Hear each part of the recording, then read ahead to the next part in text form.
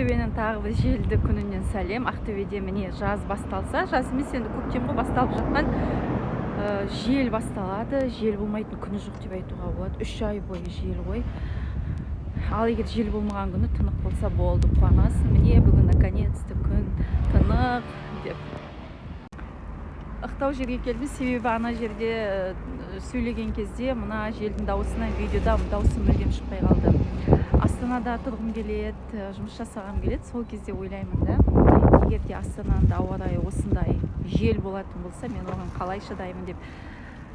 Астананың мүмкін ауа райы Ақтөбенікінен де қатты жел болуы мүмкін. 2017 жылы мен Астанада болдым, бірақ ол кезде сондай бір жел, қатты дауыл болған, салқын болған жаздың кезінде есімде жоқ. 1-7-дей болдым. Маған сол кезде ұнаған негізінен әсет. Мына аймақтарда кілем неше этаж? 1, 2, 3, 4, 5 этаждық, әр жағында 2 этаждық, 3 этаждық үйлер көп салынып тасталған, және олардың бағасы аса қымбат емес. Көп адамдар осы Нұр-Сити районынан үй алып тастаған. Қазір де алып жатыр. Үйлердің бағасы тиімді болып келеді.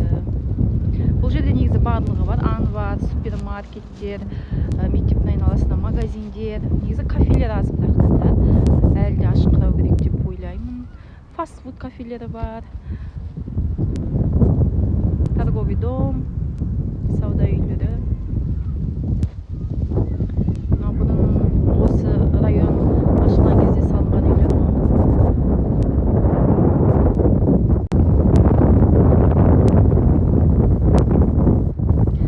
Көріп тұрсыздар ғой, қандай жел, міне ағаштардың теңселгенінен ақ.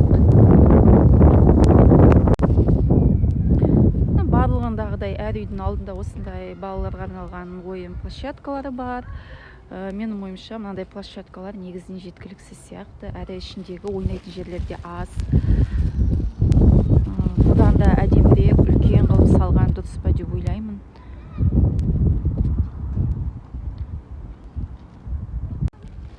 Содан кейін әр үйдің астында осындай кішкентай азық-түлік продуктовый магазиндер бар.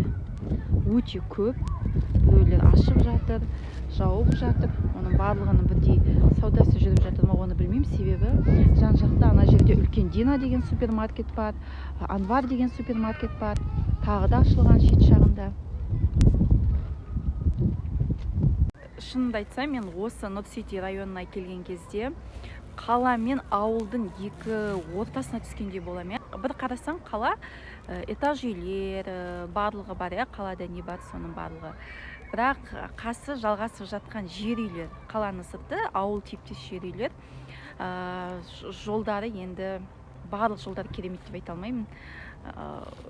Шаңдай жер, асфальт, кейбір жерлерде ой-ой болып жатқан. Ауыл мен қала бір-біріне жалғасып жатқан сияқты болады, кейде сондай сезім.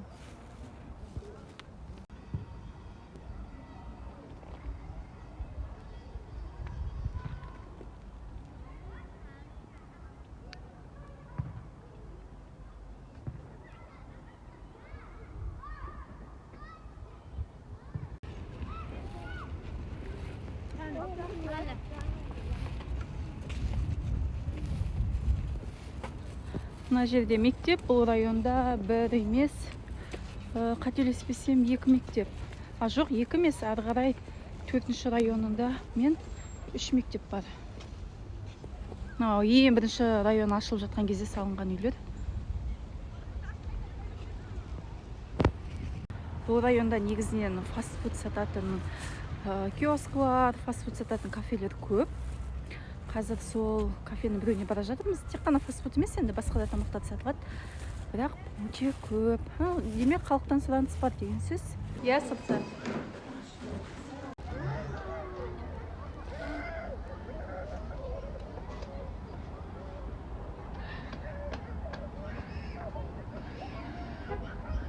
Егер менің видеом сізге рекомендацияға түскен болса, Ақтөбе туралы не білесіз, не білгіңіз келеді, сол туралы комментарийға жазып кетсеңіз, барымша сол туралы келесіде видео түсіруге тырысамын.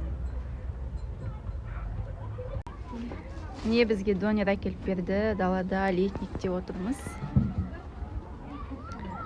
Донері кішкентайлау сияқты, жіңішке сияқты. Екіге бөліп, удобный етіп әкеліп берді.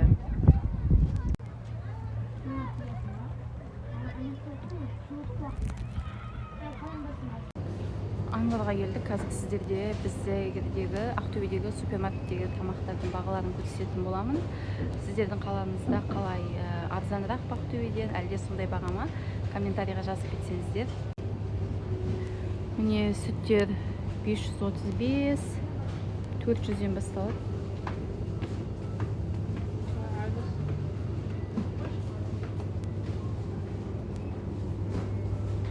Жұмыртқалардың қазір түсіп тұрғаны 341-ге түскен, негізі алдында 600-ден жоғары болды бағасы.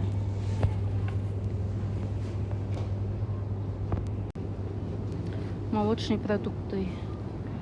Міне скидка болып жатыр. Жиі осындай скидкалар болып тұрады. Міне айрандардың бағасы 500-ден жоғары.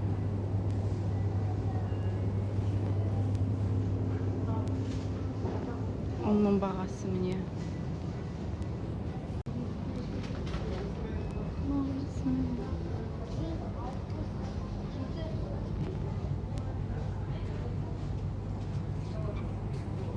Әртүрлі.